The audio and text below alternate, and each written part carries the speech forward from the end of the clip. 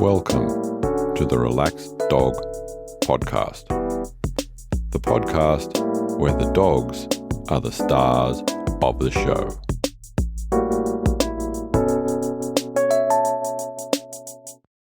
Welcome to episode 72 of the Relaxed Dog Podcast, sponsored by therelaxeddog.com. Thank you very much for finding this show. I am your host, Robert Ober, and I hope that you and your dog are well. My guest this week is Griselda Beck, and she's going to be telling us all about Bellamie. But first, in some doggy news, we go to the United States and Texas. The state of Texas is changing their laws. From next year, you will no longer be able to leave your dog chained up. What I mean by that is that the dogs will have to have a collar that needs to be made out of material specifically designed to be placed around the neck of a dog. The length of the chain or tie needs to be at least 5 times the length of the dog. They'll also need to have some sort of shelter to keep them out of the rain, whatever else. So well done, Texas. And over to Thailand, and in Putrakasa, a 5-month-old dog wandered away from his home and, well, got himself lost, couldn't get back to home, but what he did find was his veterinary clinic.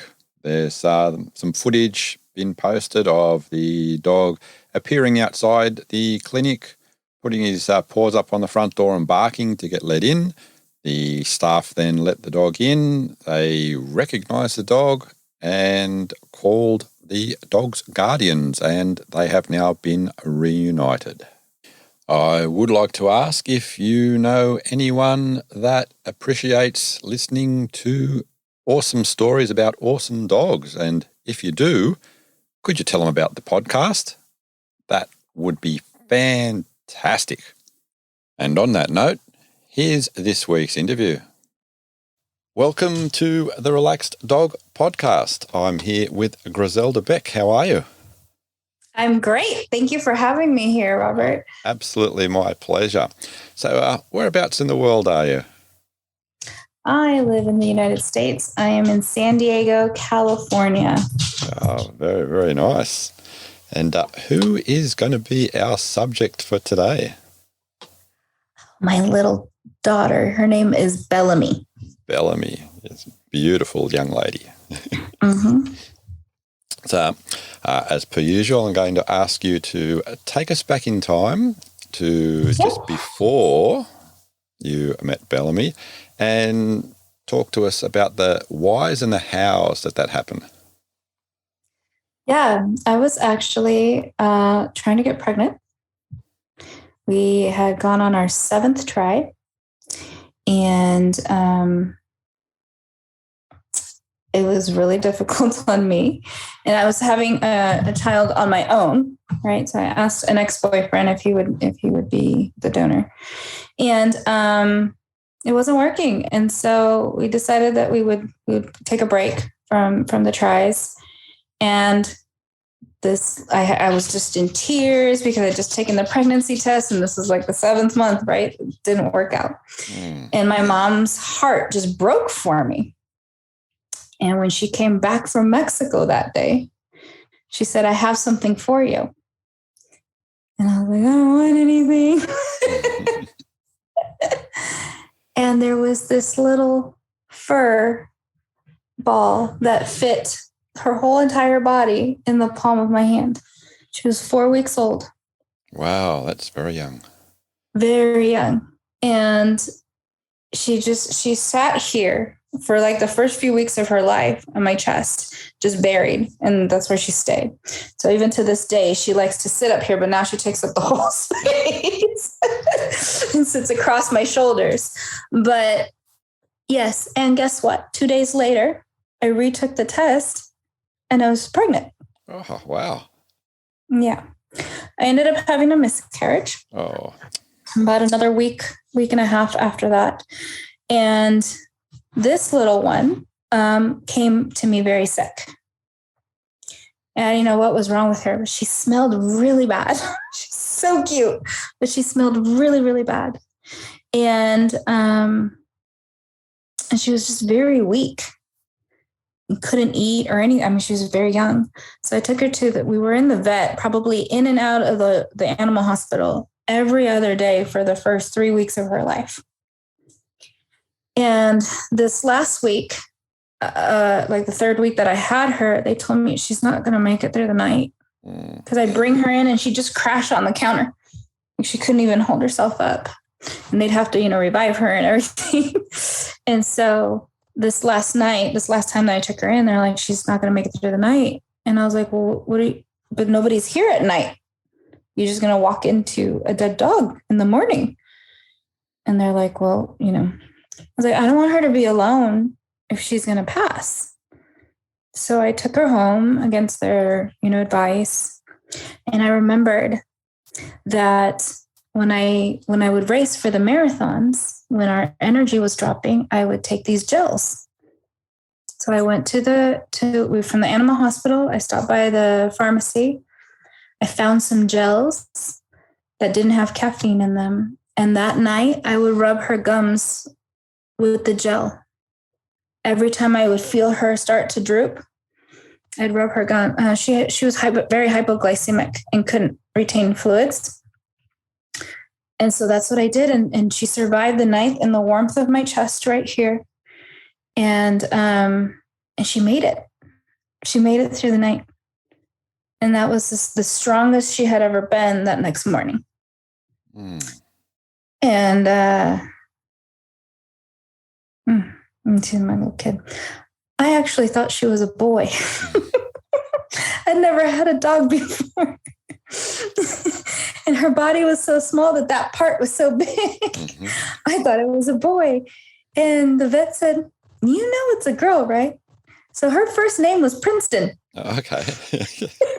For a couple of weeks anyway. For the first time. Now, every time I take her to the vet, they still have both names in her chart. So she was on formula. I got to bottle feed her and all the things. They said that if my mom hadn't rescued her that day, she wouldn't have made it another 24 hours. So essentially, she became the child that I yearned for, and I saved her life. So that's how we saved each other. At 8 weeks old, I got to switch her to the stage 2 formula, which has a higher protein content. And that first night, she still loved her little formula. She ate it all and she went crazy. I thought she had rabies. She went blind. She kept bumping into things and walking over her food and into things. And but she was hurting herself. So I put her back in her kennel for her own safety. And she just went wild in the kennel and hung from the top of the cage. And ripped out her front teeth, and it was so bad. And I rushed her to the hospital here. We have an all-night hospital for emergencies. And they took her in and they told me, we think it's a liver shunt. She has the classic signs of a liver shunt. And it was, the bill was extraordinary. So they said, with these tests, that's what we think it is. She'll survive the night. She'll be fine once the protein content goes down. She's just not metabolizing it. It's going straight to her brain, the toxins. So once that rides out, she'll go back to normal. Don't feed her protein in the meantime, and then take her to her regular vet in the morning. So that's what we did. And they confirmed the diagnosis. They ran another set of testing, confirmed the diagnosis, had a specialist come in, and then they sent us to a specialty hospital because regular vets don't treat that. So she had to see an internist. And we got educated on what the whole process was and the disease and how it's treated. She was going to be on medication for life and dietary restrictions for life. And the survival rate of the surgery was something like a 75%. And the survival rate, if we don't do the surgery, is 0%. Mm. Who wants to face those odds? You know? And it was going to be something like $10,000 or $13,000. And so we went to Mexico and searched high and low, and there was no specialists. At the border, we'd have to go all the way to the capital of Mexico. So that's what we were prepared to do. And then we got a phone call through one of the other vets after we had left. We probably saw like 7 vets that day. And he said, hey, there's a husband-wife team that just got in from Mexico. They just started their practice. They're specialists. Do you want the appointment? I was like, yes. Yeah. So they actually were there. They had only been open maybe like a month or two, something like that. It was a very new practice. But they're specialists that came from, because there was no specialties in this area. Mm-hmm. And they now, like, you can't get an appointment for 3 weeks. They're the only specialists. And so she got to be one of their first patients. And they had never seen now when they see her, they've never seen a dog recover the way that she has. Ever. And they've done a few of these surgeries. We had to wait for her to make weight. First of all, she was so tiny and she wasn't growing because of the liver problem. So it's a catch-22 problem. They finally decided to go ahead and do the surgery because she was getting really, really sick. And about 6 months old, she had her surgery and she survived and passed. And she had a major surgery for the first 3 years of her life. And we've been surgery free for 2 years. What a rough. She got cancer in a leg, a really aggressive form of some kind of malignant tumor. We thought it was a wart or something like that. Mm-hmm. But when they cut it out and sent it to pathology, it turned out it was this really aggressive cancer. And thank God we got it in time. So she's a survivor. Yeah, dog. Definitely. And she has an attitude that is she's playful, she's joyful. If you're having a bad day, she will figure out how to make you smile. She's also very controlling, very demanding. I think she might have. Very much like her mama. We go to the dog park. We have an off-leash dog park here. And she barks really, this is tone that just pierces your eardrum anytime we're arriving at the dog park. I don't know how she knows. Maybe it's the scent in the air, but she knows where we're going. And she just can't contain her excitement. And we'll go around the little loop and we heard Bellamie come. And she will go up to everybody. By everybody, I mean all the dogs and all the humans. And just, pit bulls, German shepherds. And she just plays with them in their face. And this is who she is. She's very sure of herself. Oh, very nice. Confident, very much a leader. Yeah. Mm-hmm. So just going back a little bit to the in the home, do you always sort of like stayed in that same sort of place? Like, does she have her own sort of bedding and stuff like that, or own area in the house? She has what I call an apartment. It's an apartment. The structure of the apartment is a kennel. But she has 2 bed cushions in there, so it's very comfortable, and it's draped with all these linens and blankets, and she loves it in there. Mm-hmm. It's her safe space. She likes to sleep there. I'll bring her onto the bed with me to cuddle time for bedtime, and eventually she gets down and she goes back into her bed. So that's her spot. Mm-hmm. Mm-hmm. And do you have a yard? We do. We have a third of an acre, so she's got plenty of room to Nice. run and play. And she loves to chase lizards and birds. Did she ever catch any of them? Once. And thankfully, I was not there to witness it. She brought her to my mom. I was like, oh my God, that's so gross. And so I think she learned that from Olive. Olive is, I call her mom aunt dog. Olive is really my sister because she's my mom's dog. And she's a Labradoodle, so much bigger dog. Bellamie is about 8.5 pounds. So what is that? About 4 kilos, 3.7 kilos, 3.8 kilos, something like that. And Olive is 72 pounds, almost 75 pounds, I think, somewhere around there. So much big difference, right? And so she was originally my uncle's dog, and my uncle taught her to hunt, to go after things in the wild. And he would take her on these hiking trips, and she loves being in, I call it the thicket, but in the wilderness type terrain. So I think she taught Bellamie how to go after things. I think we missed what sort of breed type, or do you think was Bellamie? Bellamie? We're not sure, but we think she's Yorkie and Poodle, but definitely some kind of Terrier and Poodle. Okay. Yeah. Little thing. So was she always around to have when Auntie was there, or at a young age as well? So Olive is 12. Bellamie is 5. Yep.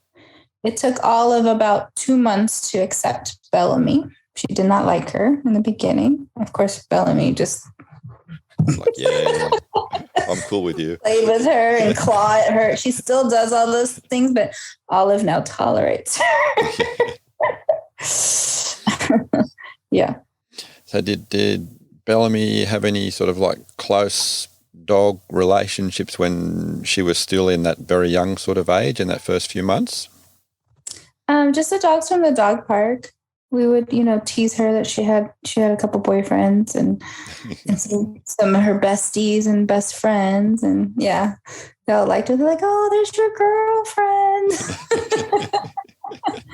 It's funny, at the dog park, we know each other by our dogs, not so much our human names. We'll say like, oh, there's Bellamie's mom, or there's Milo's mom. Right? So, going to the dog park, is it far away? And was that like on foot or driving? No, we get to drive there. It's about a 12-minute drive. It's not far. Yeah, but she loves it there. We live in a rural kind of area inside of a big city. So my street doesn't have sidewalks or streetlights. So I don't like to walk it too often. Not too safe. Okay. And where does she ride when she's in the car? Oh my gosh, that has changed over the years, but it's always in the back seat. But she's found anytime I'm at a stoplight, she likes to get up on the back. I don't know what you would call that, by the windshield, above the seats. Okay. In the back windshield. Yeah. There's that little space where the speakers normally are. She loves to get up there and get the view of the world. She also knows how to pull the windows down in the back seat. So she'll roll down her window and put her head out. And then she'll go to the other side and roll that window down. So apart from the dog park, where else would be a regular place that you would take her?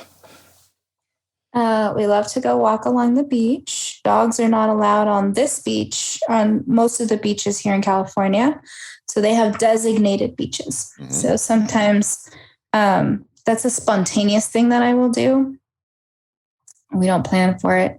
But if I choose to close the laptop early that day, I'll take her out and we'll go to the dog beach. And she just, I mean, she likes to get wet and jump in the water, but she doesn't like to be submerged in the water. So she looks like a little bunny. She'll just jump in and out of the puddle. And every now and then one of those puddles is deeper than what she expects.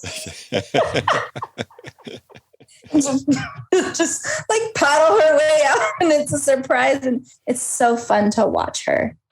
And I'm a mindset coach. And so I deal a lot with humans who end up having to go into their childhood, right? To change thought patterns in their present.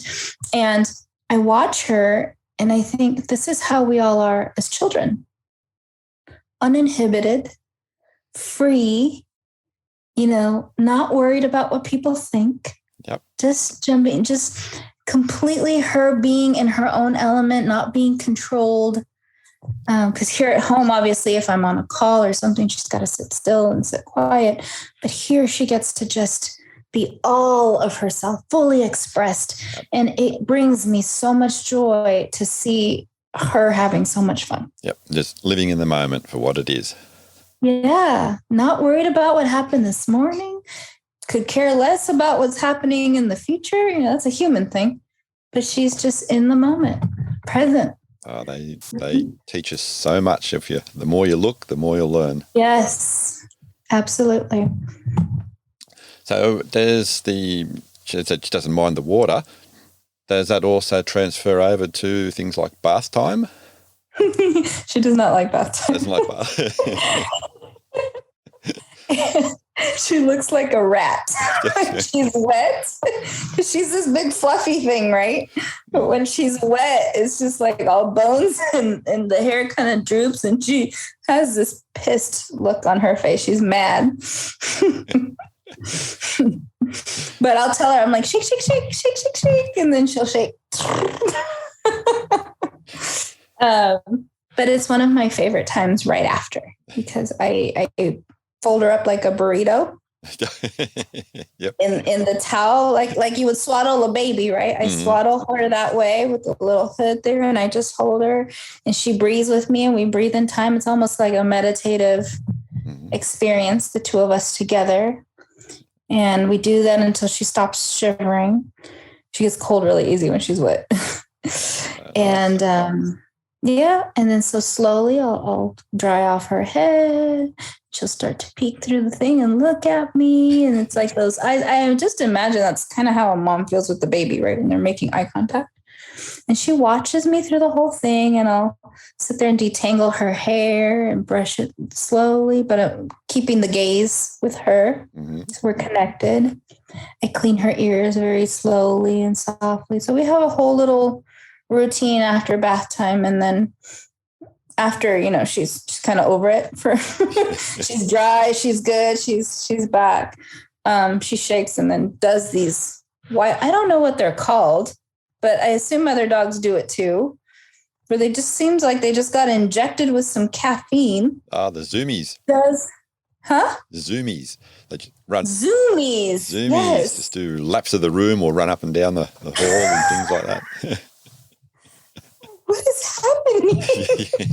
So she'll do that for a minute, and then she goes into the deepest nap. Yeah. That's our bath time. Do you also do her nails? Yeah, I do. Not so. There is a Spanish kind of rapish. It's called reggaeton singer. It's very famous for her nails that are like, I don't know, super, super long and curved. Well, her nails were getting like that, so I called her EV Queen. And I was afraid to cut them because, the nerve that's in there. Yep. And they say the nerve grows with the nail. So if you, yeah. So, recently we've been cutting back little by little every bath. And so they're starting to look more normal. Oh, good. So does she have any favorite games that you guys like to play? Yes. She loves to play tug of war. Mm-hmm. She absolutely loves stuffed animals. Those are her favorite. Over balls or over the rubber toys. She prefers her stuffed animals. And she has 3 favorites that all came from grandma. She has a little horsey that resembles My Little Pony, which is like a unicorn thing, pink. She also has a little pink dragon. And then she has this little tiny rubber dinosaur that was her first toy that grandma bought for her. And she still likes that toy. So she has a basket of toys, and I've trained her. I just say, go get a toy, and she'll go to her basket and she picks one. She gets to pick whichever one she wants. And she specifically picks out the pink ones. Mm-hmm. It's funny. They say they don't see color, but those are the ones she likes. Yeah, no, they see colour, but it's in hues of blue, yellow. They're not that good on the red, green, and a few other things. Mm. But yeah, no, nice. So when you mentioned it's a bit of training, what sort of other training sort of things did you do with her, if anything? Yeah, in her first year, she learned to sit and lay down. Mm-hmm. We did a puppy school at 2 different schools, a one-on-one private training, and then we did a group training program. So she graduated from both. And so there she learned that. We did potty training within that program. And then recently, I think it was last year. Yeah, last year, during the first COVID summer, I taught her how to roll over. Mm-hmm. She still doesn't do it on command. I have to do the turn thing. Mm-hmm. And then she'll go. She gets it. She responds very well to treats. She was also a vegetarian for the first 2 years of her life, year and a half, because of her liver issues. But once she got that first taste of meat, she never went back. Well, it is a natural part of their diet. And I was so worried. I watched her all night because I thought she might die, right? But we were having a party here, and the people that were cooking accidentally dropped a whole piece of meat. And she came in. I mean, she must have been watching out of nowhere. This is a tiny dog. The things that she started to do as she grew up were surprising. So she grabbed it midair and went away. And by the time we got to her, I mean, it was almost all, she just devoured it. I was like, oh my gosh, my dog. She's eaten 3 of my mouth retainers. I sleep with a mouth guard at night. Mm-hmm. They're very expensive. They're custom, made to my teeth. She's eaten 3 of them. $500 a pop. Thank you, my daughter. She's chewed through 2 sets of my very, very, very expensive sunglasses. This was in her early stages. She's not a chewer anymore, but yeah. And what's funny about it is that's how I came to understand how she was growing, is because I put the things out of reach. But when I'd get home, how I couldn't find the things. And then I'd find a piece, a remnant. And I'm like, could she have eaten it? How did she get up? I didn't even know she could get on the bed yet. And one day I caught her and I was like, you have been eating my things. Oh my gosh. So now I got to start putting stuff away from the nightstand. Yeah. Definitely has become an adult now since she turned about 4. Mm-hmm. I usually wait till later on, but since you mentioned a few of the eating things, I'm going to ask you, and it might be a different answer. Complete the sentence. I can't believe my dog ate my retainer. Yeah. It's really my mouth guard, but yeah, I cannot believe. Something a little bit different. It doesn't even seem like it would taste good. Why would you? Yeah. Oh, it's got your stuff all over it, we'll put it that way. Yes. And Barra, she also has a thing for my underwear. Mm-hmm. Yeah, that's a few dogs have that sort of thing. Mm-hmm. She's ruined. I stopped buying the Victoria's Secrets. Like, I just bought those. But here's a tip that's been very helpful since we've been a family that's constantly in the hospital with her.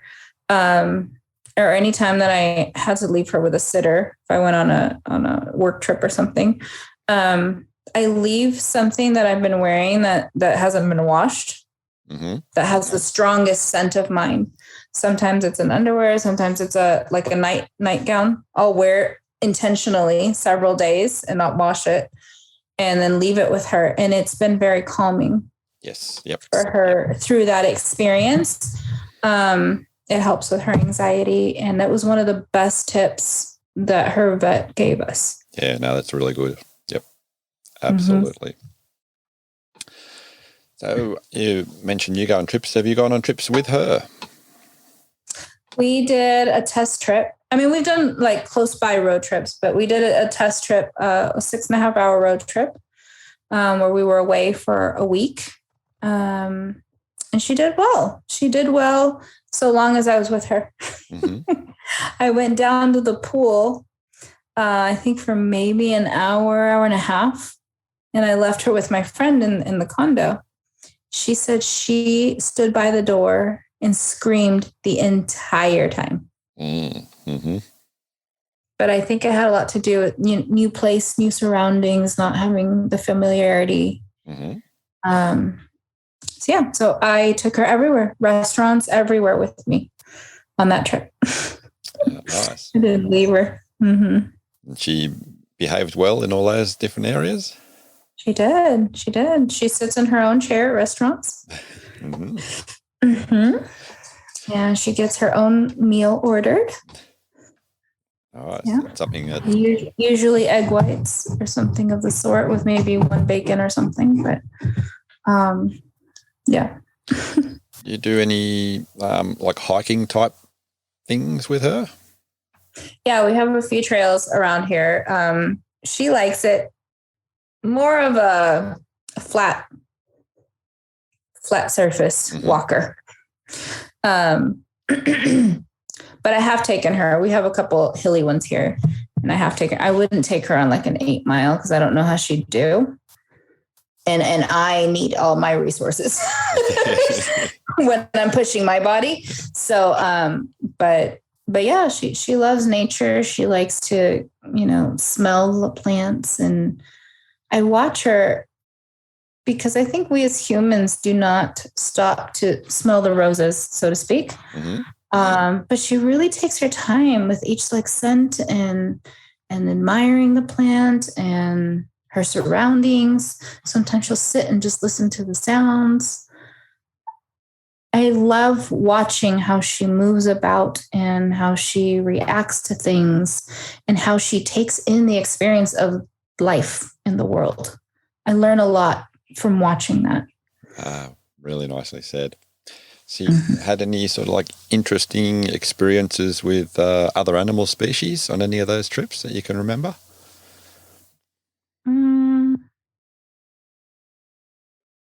No, she barks a lot at the neighbor's cat. And I didn't know it was the neighbor's cat. So one day I said, this brown cat keeps coming into our backyard. So she goes nuts and she's like, that's my cat. And I'm like, oh, didn't know. Well, I'm not responsible. Whatever happened. She never catches it. She likes the chase. She likes the chase. Yeah. We've had she doesn't love tiny humans. She likes to look at them, but she doesn't like to interact with them. She never had an issue until a friend of mine, and she did warn me. She's like, she's not good with dogs. And I was like, it'll be fine. And then I caught her pulling her by the ear, tracking her body. I was like, and from that day, she does not like tiny humans. Yep. Can understand something like that. But that's what we call them when we see them. Like, look at the tiny human. And she'll look and gaze, but like this. Yeah. Can you remember a time when you've just gone into an uncontrollable fit of laughter for something that she's done? That's a good one. Oh my gosh, she's always doing funny things. But yeah, when we when we went to the beach the last time, just like I said, watching her with that freedom to just go. And it's a freedom until she realizes, oh no, where's mom? Right? Mm-hmm. I'm watching her the whole time. And it's like, but watching that moment of realization, like going from complete free and chasing the birds to, oh, my mom. And I'm like, I'm right here. And I like to watch her like search for a little bit. And then I'll eventually call her out. And then and she does this thing where she gallops like a horse when she comes back. So funny. People can't see what I'm doing, but I'm galloping like a horse. She leaps with all four legs in the air and then catches it. Oh, nice. You're painting a nice picture. I would love to take her to, when we do have a compound here, an agility trainer. Mm-hmm. Where I feel like she would really enjoy, she's very strategic. So I think she would really enjoy going through the little obstacle courses and racing and doing things like that. We get to do that one day. Yeah, there's so many different sort of activities that if you look for them, they're there. But the hard, I mean, especially where I am here, we're catching up a lot. But I think where you are, there's a lot of different activities that people can do with their dogs. And it's just finding out what one their dog likes doing the most. Mm-hmm. Mm-hmm. Yeah. It's another one when you said strategic. If you look at doing something like nose work, where they use their sense of smell to do different things. You can even like hiding food and stuff like that around the place. Oh, really? Oh, yeah. I'll have to look into that. I know that she enjoys things that make her brain work, like her mom, right? Just an analyzer. You guys have also got something called barn hunt. Excuse me, where they put like a rat in a tube and then they put it under all different bales of hay and things like that, and then the dogs have to try and find out where it is. And they actually catch it? It's inside a tube so that the dog doesn't actually get to the... Yeah. Okay. We don't have that here. I don't think that they'd let us. Mm-hmm. But, okay. Well, what other interesting sort of habits would you say that she has? She loves to wait for me by the window. So I have stopped replacing the blinds in that window. They just stay broken. And at my mom's house, when I'm arriving, she likes to go there and then I'll wait and I won't knock on the door or anything. And somehow she knows I'm there. She'll come running to the door. And there's this, it's the type of window that's right. It runs long ways aside from the door, mm-hmm. on the side of the door. And she'll come in there. And next thing you know, she just, she lands her paws onto the window with her face pressed into the thing. And then she starts barking. It's so funny. It's almost like somebody saying, boo. So that's really cute that she does. She likes to climb. She has a spot on the couch on the top of one of the back cushions. Mm-hmm. She likes to perch there while I'm in the kitchen and just watch. So that's her way of being. I notice she always likes to be like in the highest point. So I mentioned in my car, she likes to go into that back top area and just like watch the world from the top. Yeah. She's like me, falls asleep in cars. If we're going on a drive, mm-hmm. right, for like we get on the freeway or something like that, she'll settle into a little spot on the floor and she just sleeps the whole time we're in a car. So she's a really good traveler. We have not gone on planes yet. So that's something that we get to try. maybe a short plate first. What else does she do? Oh, if I call out Grandma or Olive, Yeah. she knows exactly who those people are. And I can't tell her too soon because then she'll be anxious the whole time waiting for them to get here. So I try to wait until I know they're about to arrive, and then I'll say, Grandma's coming, Grandma. And she runs to the door and waits with her little butt in the air, just waiting perched like this. And my mom says she does the same thing. She's like, "What's up to Mama? What's up to Mama?" And she'll run to the door. She knows Mommy's coming. My mom says that when she's over there, like by the second or third day, she can always tell when she's ready to come home because she keeps going to the door like she's looking for me. She's like, okay, she's ready. Has her sort of relationship with Olive changed much sort of lately? No, she's still very, yesterday, and she likes to do the dominance thing a lot. And I know that, so we see the behavior and we get to see like what's underneath the behavior, right? Well, I've been stuck on this computer for 2 days. She hasn't had a big walk, just going outside to pee is not enough. She needs exercise. And she was a little hungry, trying to get my attention, and I'm doing recordings and things like that. So I can't right now. And so she'll exert the dominance thing. So yesterday I found her. Olive's, we said, is a big dog, right? So she's old. She likes to just, lay and she's tired. And Bellamie got on her back, which Bellamie's about a third of Olive's back, and just started humping her, right? Trying to exert her dominance. I was like, what are you doing? Get down. Get down. So yeah, it's her world. No matter where we are, she runs that house. It's her dominion. My mom says that I was like that when I was a kid.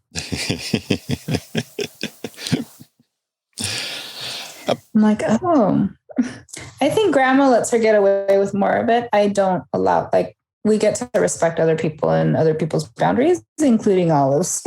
Like, you stop, get off of her. You have your own bed. You don't get to take hers. But yeah. And they're on homemade food, both of them. Mm-hmm. So we stopped the kibble a few months ago. Yeah, so she's on homemade food, which for some reason she's even more hungry.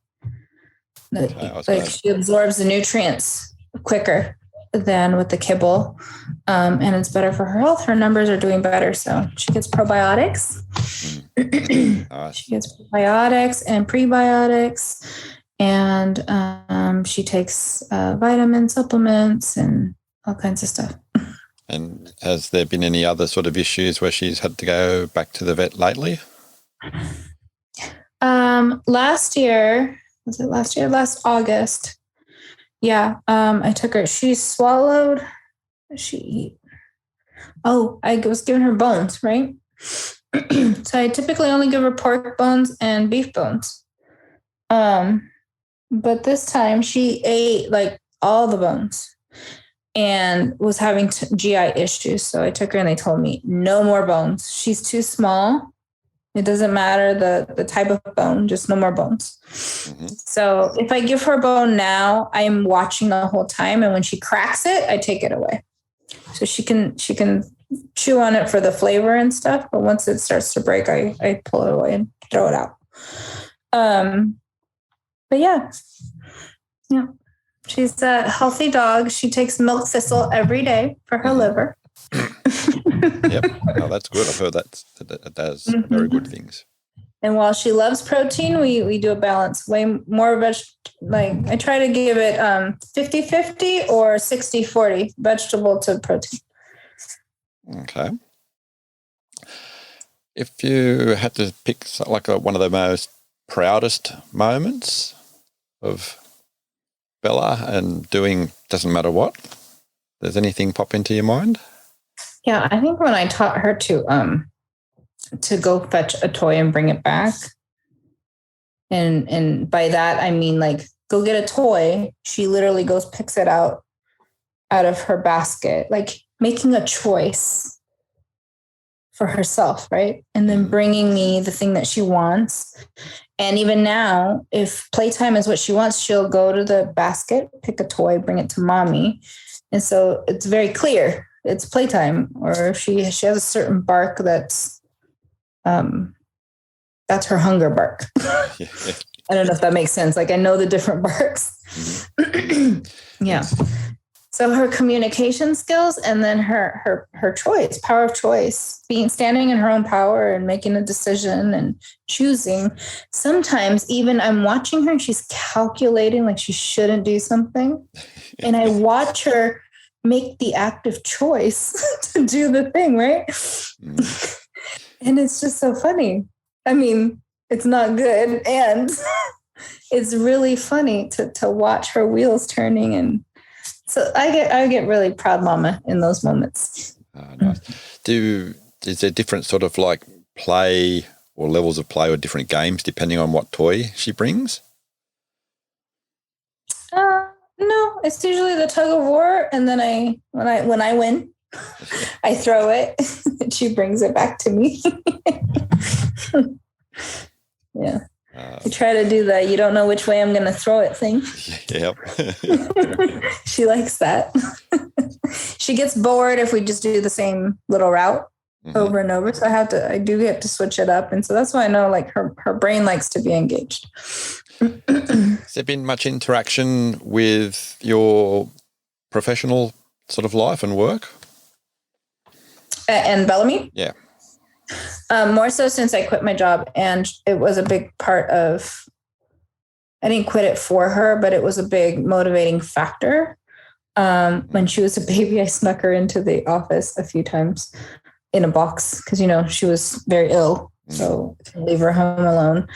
The first year of her life, she was never alone for a second. There was always someone with a sitter, myself or my mom. And so, yeah, since I went out on my own and started my own business, she's sometimes with me on a podcast interview. She'll do lives. All my clients obviously know her. She's a big part of my life. I feature her on my Instagram quite a bit.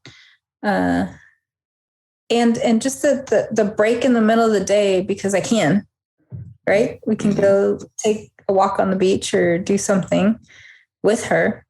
I have noticed that, and this is something that I would tell for all pet owners that tend to get busy. I get to be very intentional with her.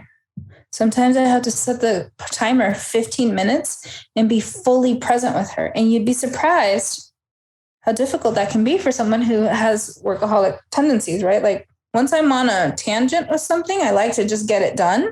And it's really hard to pull my brain away from that problem solving thing because I'm in that mode. And for my own health and for hers, for our relationship, she needs connection time.